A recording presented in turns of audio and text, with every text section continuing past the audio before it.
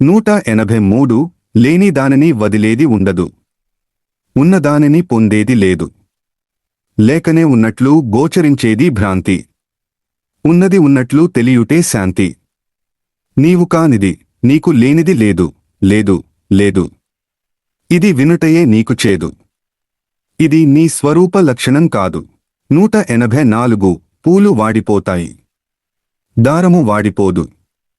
నామరూపాలన్నీ నశించిపోతాయి. చైతన్యము దారములాగా స్థిరంగా ఉంటుంది.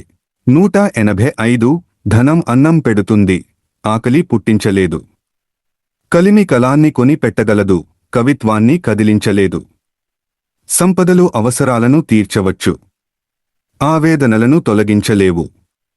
ధనం దారిద్ర్యాన్ని తొలగించగలదేమో గాని ఐశ్వర్యాన్ని ప్రసాదించలేదు. 186 గాలము జలములో ఉంది, మీనమును ఆహ్వానించలేదు. మీనమే మోహంతో గాలాన్ని సమీపించింది. ఏం పొందిందో తెలియదు, ప్రాణాన్ని మాత్రం పోగొట్టుకుంది. జీవన ప్రవాహంలో ఏ వస్తువు మనల్ని బాధించదు, ఏ వ్యక్తి మనల్ని బంధించడు. అన్ని స్వయంకృతాలే, చిత్తములు వేసే చిందులే. 187 మార్పులేని బ్రతుకు ఏమిస్తుంది తీర్పు. కూర్పు నేర్చి ఓర్పుతో బ్రతికితే అప్పుడే కనువిప్పు.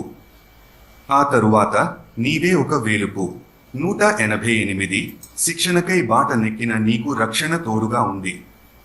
అడుగులు మెల్లగా ముందుకు వేయి. పిడుగులు పడినా మడుగులు ఎదురైనా వెనుకాడకు, వెనుదిప్పకు. వెన్నుని దారిలో మన్ను కూడా వెన్నయేనని మరచిపోకు. 189 ఇదొక గారడీ ప్రపంచము. విషయ సుఖాలనే మతాబులు, క్షణిక వెలుగులలో తైతక్కలాడకు. రాలేలోగా వెలిగేదెలాగో ఆలోచించు. కూలేలోగా పరమాత్మ బడిలో బాలేదెలాగో యోచించు. 190 తీపి పదార్థాలు రోగి ప్రాణాలను తోడేస్తుంటే చేదు మందులు చేయూతనిచ్చి రక్షిస్తున్నాయి, ప్రాణాలు పోస్తున్నాయి. తీపిలో ఎంత చేదు, చేదులో ఎంత తీపి. 191 దేహాలన్నీ ఒకే రకమైన ఆహారాన్ని గ్రహించటం లేదు. దేహాలన్నీ శ్మశానంలో ఒకే రంగు గల బూడిదగా కనిపిస్తున్నాయి. నీవు ఏ మార్గంలో పయనించినా గమ్యము చేరిన నాడు అది అద్వైతమే. అదే విభూతి సుందరుని వైభవం. 192 బ్రతుకు నవ్వులాట కాదు, నవ్వుతూ ఆడే ఆట. బ్రతుకులో నవ్వ లేనివాడు నగుబాట్లకు గురి అవుతాడు. నవ్వలేని క్షణం మరణం. నవ్వుతూ బ్రతికే క్షణమే జీవనం. 193 బ్రతకడం మనిషికి చేతనైంది, కానీ బ్రతుకంటే ఏమిటో తెలియకుండా పోయింది. బ్రతక నేర్చిన సమాజంలో మనిషి క్షణక్షణానికి మరణిస్తాడు. బ్రతుకు నేర్పే సమాజంలో మనిషి అమృత స్వరూపుడవుతాడు. 194 ఈ ప్రపంచంలో ఎవరూ ఎవర్నీ మార్చాల్సిన అవసరం లేదు. జ్ఞానంతో, ప్రేమతో జీవించగలిగితే చాలు. కల్పవృక్షము క్రింద ప్రతి సంకల్పం ఫలించినట్లు ఆశ్రితుల బ్రతుకులు అమృతమయమవుతాయి. 195 దోషిని కారాగారంలో బంధిస్తారు. అది అతనికి శిక్ష. అబద్ధాలు పలికేవాడికి శిక్ష ఏమిటి? అతని మాటల్ని సమాజంలో ఎవరూ నమ్మరు. అంతకు మించిన శిక్ష మనిషికి ఏముంది? 196 మనకు సంపద ఉండొచ్చు, అది తాత్కాలికంగా కొంతకాలం ఉంటుంది. ఎందుకని? రాకముందు మన వద్ద లేదు, వచ్చినా ఒకనాడు ఉండబోదు. ఒకవేళ ఉండినా మనం పోవచ్చు. ఇవి నాకున్నాయి, కానీ ఇవి నావి కావు అనే సత్యం మనస్సులో స్థిరపడిన నాడే మనిషికి శాంతి. 197 అందరూ అందరి కొరకు ఉన్నారనే సందేశాన్ని అందరూ అర్థం చేసుకోవాలి. అప్పుడే బుద్ధులు వికసిస్తాయి, బ్రతుకులు శోభిస్తాయి. 198 జ్ఞానికి జగత్తు లేనిది కాదు, జగత్తుగా లేనిది. ఉన్నట్లు ఉంది, ఉన్నా లేనట్లే ఉంది. రజ్జువులో సర్పంలాగా ఉంది, ఆకాశంలో నీలి వర్ణంలాగా ఉంది, ఛాయలాగా ఉంది, మాయలాగా ఉంది. 199 ఏది మనకున్నా అది మనది కాదని, మన కొరకు ఉన్నదని, అది కూడా ఎప్పుడూ ఉండదని, ఉన్నంత వరకు పరమాత్మ ప్రసాదంగా ఉన్నదని గ్రహించి ప్రశాంత చిత్తులై జీవించు వివేకవంతులు, మోక్షార్హులు. 200 జలం ఎరుగదు కులం, గాలి ఎరుగదు గోత్రం, ఏ పెరట్లో విచ్చుకున్నా మల్లెల సువాసన ఒకేలాగా ఉంటుంది. ఎవరి నవ్వు వెనుకైనా ఆహ్లాదమే ఉంటుంది. 201 తెలియక చేతులు కాల్చుకుంటే తెలిసి చికిత్స చేయించుకుంటున్నా. తెలియక అజ్ఞాన మార్గంలో పరిభ్రమించి ఉండవచ్చు. తెలిసి జ్ఞానరహదారుల్లో నడవడానికి నడుం బిగించాలి. అప్పుడే ప్రగతి, సద్గతి. 202 సరోవరంలో చేపలున్నట్లు సమాజంలో మహాత్ములు ఉంటారు. చేపల కారణంగా సరోవరం నిర్మలంగా ఉంటుంది. మహాత్ముల కారణంగా మహిలో మహిమ శోభిస్తుంది. 203 అవరోధాలు లేకపోవటం అభివృద్ధి కాదు. అవరోధాల మధ్య అవగాహనతో జీవించటము అభివృద్ధి. అవగాహన కుదిరితే బ్రతుకు కుదుటపడుతుంది. అవగాహనను పెంచుకోవటమే మనం చేయవలసిన కృషి. ఆ తరువాత నిలిచేది భగవంతుని కృప. 204 ఆడుకో, కానీ ఓడిపోతే అపజయమని భావించకు. ఓడిపోవటంలో నీవు ఏదీ పోగొట్టుకోలేదు. ఓటమి ఎందుకు కలిగిందో తెలుసుకున్నావు. ఇక నిన్ను ఎవరు ఓడించగలరు? ఇక గెలుపు నీదే.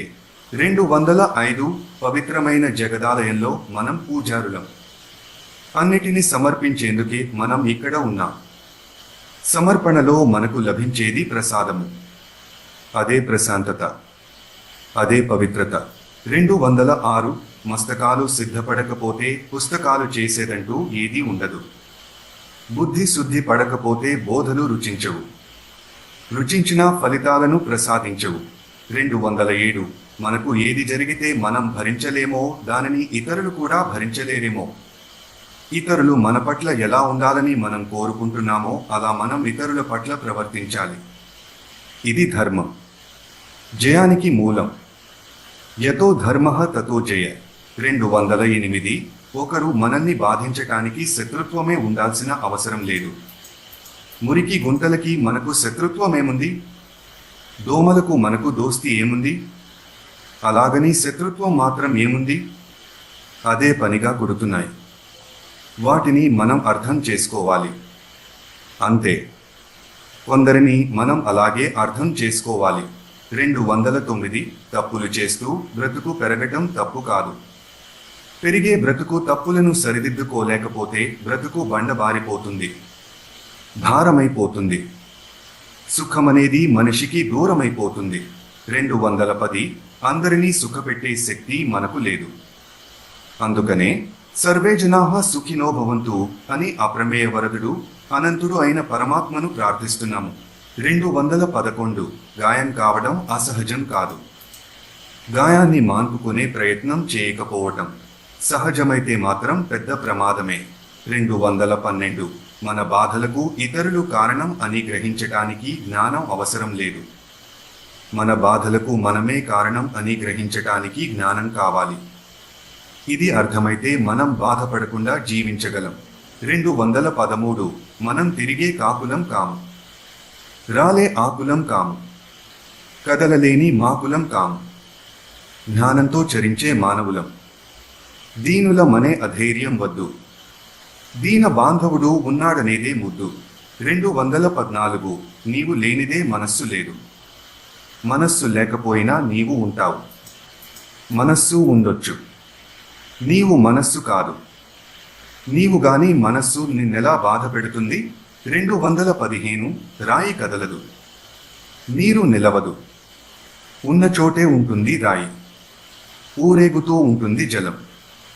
నీవు ద్రవిస్తేనే ఇతరులను స్పృశిస్తావు. ఇలా జీవించాలి అని తెలిపేందుకే కదిలే నీరు కదలని రాయిని స్పృశించి ముందుకు పోతుంది. 216 రాకుండా ఉండే జ్ఞానము లేదు, పోకుండా ఉండే అజ్ఞానము లేదు. మన ప్రయత్నమే ప్రధానం, ఆ తరువాతే ఏదైనా. ఇది అర్థమైన వారికే దైవ సహాయం. 217 ఇతరులు నిన్ను గూర్చి చేసే ఆలోచనలు వేరు. ఇతరులు నిన్ను గూర్చి అలా ఆలోచిస్తున్నారు, ఇలా ఆలోచిస్తున్నారు అని నీవు ఆలోచించే విధానం వేరు. ఇక్కడే ఆవేదనలు ఆరంభమవుతాయి, కష్టాలు కదులుతాయి, కన్నీళ్లు జారుతాయి, గుండెలు పగులుతాయి. 218 మెదడు దాచుకుంటుంది, మనస్సు సంపాదిస్తుంది. అందిన వాటిని మెదడు ఉంచుకోవచ్చు లేదా పారేసుకోవచ్చు. అందని వాటిని పట్టుకోవటం తెచ్చుకోవటం మెదడుకి చేతకాదు, మనస్సుకే సాధ్యం. 219 నీవు ఆశించేది అంతం కలిగినదైతే దానిని పొంది సాధించేదుండదు. ఒకవేళ అది అనంతమే అయితే అట్టి దానిని అర్థం చేసుకోవాలే గాని కర్మ ద్వారా పొందాలనుకుంటే మాత్రం అది కుందేటి కొమ్మె అవుతుంది. 220 ఇతరుల ఆలోచనలతో కలిసి కొంతసేపు ఆలోచించటానికి మించిన సేవ ఈ ప్రపంచంలో మరొకటి లేదు. దీనిని అంగీకరించటానికి అనుభవం ఒక్కటే సరిపోదు, సౌజన్యంతో కూడిన జీవితం కావాలి. 221 కళాయి లేని అద్దం కుళాయి లేని టాంకు వంటిది. అద్దానికి వెనుక కళాయి ఉండాలి, టాంకు ముందు కుళాయి ఉండాలి. నీకు మాత్రం ముందు వెనుక భగవంతుడే ఉండాలి. అప్పుడే బ్రతుకుకు సార్థకత ఏర్పడుతుంది. 222 సుఖపడాలని ప్రయత్నించినంత వరకు నీవు సుఖపడలేవు. నీవే సుఖమని నీకు తెలిసినప్పుడే నీవు సుఖపడతావు.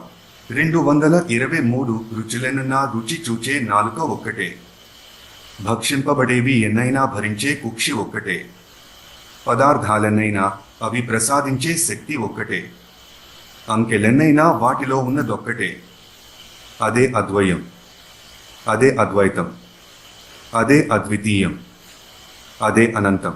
224 సముద్రంలో లవణమున్న మాట నిజమే, కాని ఆణిముత్యాలు లేవనుకోవటం సత్యం కాదు. పాల సముద్రంలోనే హాలాహలం, పలుకు నేర్చిన సమాజంలోనే కోలాహలం. ఇది అర్థం కాకపోతే అంతా చింతే, అర్థమైతే బ్రతుకంతా నిశ్చింతే. 225 సమస్యలు కొత్తవి కావచ్చు, పరిష్కారం పాతదే. దారి తప్పటమే సమస్యలకు కారణం, చక్కని రాజమార్గమే ఏకైక పరిష్కారం. ఇదే జ్ఞాన మార్గం.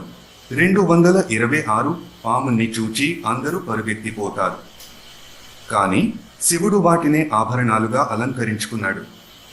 ప్రపంచం ఎవరినైనా దూరం చేయవచ్చు, పరమాత్మ అందరినీ దగ్గరకు చేర్చుకుంటాడు.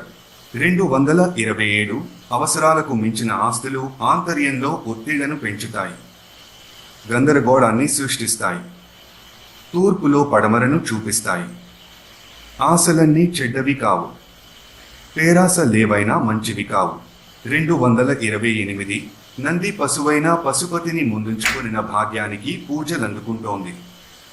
సంసారాలు మోయటం అందరికీ ప్రీతి, శివుణ్ణి మోయటం నందికి ప్రీతి. 229 బాధలకు దూరం కావాలని ఆలోచిస్తాం, వాటిని దగ్గరకు తెచ్చుకున్నది మనమే అనే సత్యాన్ని గ్రహించము. పిలవకుంటే అవి దూరంగానే ఉంటాయి.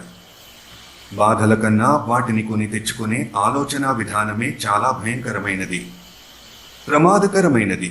230 ధేనువు క్షీరమునిస్తుంది, తరువు ఫలములనిస్తుంది. గురువు జ్ఞానము విస్తాడు, దేవగురుడు బృహస్పతి, గురుదేవుడెప్పుడైనా సరస్వతే. 231 ఎత్తు ఎదిగే వరకు పొత్తు కుదిరే వరకు అమ్మ ఎత్తుకో అని ముత్తుకోవడమే బిడ్డ పని. అదే ప్రార్థనల రూపంలో మన ముందున్న పని. 232 కర్కశాలు కాఠిన్యాలు లేనివి కానవసరం లేదు, అవి మనకు తెలియకపోతే చాలు. తేలికపడి ఉంటా, హాయిగా తేలిపోతూ ఉంటా. 233 సేవ చేసేది పరుల కోసం కాదు, మన కోసమే. ఈ సత్యం అర్థం కానంత వరకు సేవకు రూపం రాదు. 234 స్నేహితులు అవసరం లేదు, స్నేహ జీవనం అలవరుచుకోవాలి. నది తన నీటిని కొందరికే పంచదు, ఎందరికైనా పంచుతుంది. కొందరికి పంచితే వాళ్లే మనవాళ్ళు, అందరికీ పంచితే ఎవరూ మనవాళ్లు కాదు. మనం అందరికీ సంబంధించిన వాళ్ళమవుతాం. ఇది ఫలితాలాశించని మహోత్తమ కార్యం. ఒక్క మాటలో చెప్పాలంటే యజ్ఞ జీవనం. 235 గాలి వీస్తూ ఉంటుంది, మనకు చాలా హాయిగా ఉంటుంది. గాలి ఒక చోట నిలవదు, వచ్చిపోతూ ఉంటుంది. వచ్చిపోతే సమస్య లేదు, వచ్చి ఉంటేనే ఏదైనా సమస్య, జ్ఞానం తప్ప. 236 లేనివాళ్లను ఎవరూ పిలవరు, ఉన్నవాళ్లే అయినా పిలిస్తే గాని రారు. పరమాత్మ ఉన్నవాడే, పిలిస్తే పలుకుతూ వచ్చేవాడే. పిలిచే సంస్కారమే ఇప్పుడు మన బుద్ధికి పట్టాలి. ఇది అభ్యర్థన కాదు, ప్రార్థన. 237 మోసం చేసి ధనార్జన చేయవచ్చు. ప్రజల దృష్టిని ఆకర్షించే దుస్తుల్లో, భవంతులలో, వాహనాలలో కనిపించవచ్చు. కానీ చూచేవారి కళ్లకు అవేవీ కనిపించవు. వీటన్నిటిలో మోసగాడు కులుకుతున్నాడు అనే చూస్తారు. ఇంతకు మించి మోసగానికి మరణమేముంటుంది? 238 తెలుసో తెలియకో మనం కోరుకున్నవే మన వద్ద ఉన్నాయి. కోరినవన్నీ మనతో ఉండకపోవచ్చు, కానీ ఉన్నవి మాత్రం మనం కోరుకున్నవే, శ్రమించి ఏరుకున్నవే. 239 ఆవు నుండి పాలే రావాలి, పేడ రాకూడదు అంటే వీలుపడదు. కర్మలు కూడా అలాగే ఉంటాయి. ఏ కర్మ చేసినా అది పూర్ణంగా అర్థవంతంగా ఉంటుందని చెప్పలేము. కొంత అభ్యంతరంగా కూడా ఉంటుంది. సంబంధాలు కూడా ఇలాగే ఉంటాయి. ఏ సంబంధం లేకుండా, ఎవరితోనూ సంబంధం లేకుండా కానీ జీవించటం సాధ్యపడదు. సంబంధాలలో కేవలం సంతోషమే ఉంటుందని చెప్పలేము. విషాదం కూడా కలిసే ఉంటుంది. 240 తెచ్చుకున్న వాటిని తరిమితే పోవు. పోయే క్షణం వచ్చినప్పుడు పట్టుకున్నా నిలవవు. ఏడ్చినా వీడని నేస్తాలను నవ్వుతూ భరించటమే సుఖం. అక్కడే మనసుకు శాంతి. 241 తలపై బరువైన మూటల నుంచి నిద్రపోమంటే ఎవరికి సాధ్యం? మనస్సులో బరువులు నింపుకుని ధ్యానం చేయటం కూడా అంతే. బరువైన ధ్యానం బుద్ధిని తేలికపరచలేదు. ఖాళీ అయితేనే నిండేది. మనస్సు ఖాళీ అయితేనే ధ్యానం పండేది. 242 ప్రపంచంలో అసంతృప్తినిచ్చే ఆయాసాలే గాని సంతృప్తినిచ్చే పాయసాలు లేవని మనస్సుకు తెలియాలి. ఆశలుడిగిన మనస్సు, రాగద్వేషాలను రాల్చేసుకున్న మనస్సు సదా ధ్యానంలోనే ఉంటుంది. 243 కట్టెలోని అగ్ని కట్టెనే దహింపచేస్తుంది. ఎవరిలో చెడు ఉన్నా అది ఉన్నవారికే కీడు. అనవసరంగా దానిని గూర్చి చర్చించి ఆ చెత్తను నెత్తికెత్తుకొంటే గుండెకు భారమే గాని బుద్ధి తేలికపడదు. 244 జీవికి జీవన సమరం తప్పదు, నివారించలేము. అవగాహనను చిగురింప చేసుకోవాలి. సమరం బాహ్యంలో సాగుతూనే ఉండాలి. సాధన ఆంతర్యంలో కొనసాగుతూనే ఉండాలి. 245 ఇచ్చేందుకు ఈ ప్రపంచానికి మనం ఏమి తెచ్చాం? ఇచ్చే చేతుల్ని తప్ప, అవి కూడా పరమాత్మ కృపతోనే చలిస్తున్నాయి. చేతులు పడిపోయిన వారిని చూచినప్పుడు ఈ సత్యం మనసుకు అర్థమవుతుంది. 246 ఇవ్వటములో ఇచ్చేవాడు, పుచ్చుకునేవాడు మాత్రమే ఉంటారు. సమర్పణలో మరొక వ్యక్తి ప్రవేశిస్తాడు. అతడే భగవంతుడు. ఆయన ఇచ్చేవాడిలో కదులుతూ కర్తృత్వాన్ని లేకుండా చేస్తాడు. పుచ్చుకునేవాడిలో మెదులుతూ కర్తృత్వాన్ని, భోక్తృత్వాన్ని లేకుండా చేస్తాడు. 247 మనకు ఆశ ఉంది, శక్తి లేదు. పరమాత్మకు అపార శక్తి ఉంది, ఆశ లేదు. మన ఆశ ఆయన పాదాలను ఆశ్రయిస్తే ఆయన శక్తి మన బుద్ధిని ఆవరిస్తుంది. 248 వాన కురుస్తున్నా ఇంటిలో ఉన్న నీవు తడవవు. నీలో నీవుగా ఉంటేనే తృప్తి. Popular posts from this blog.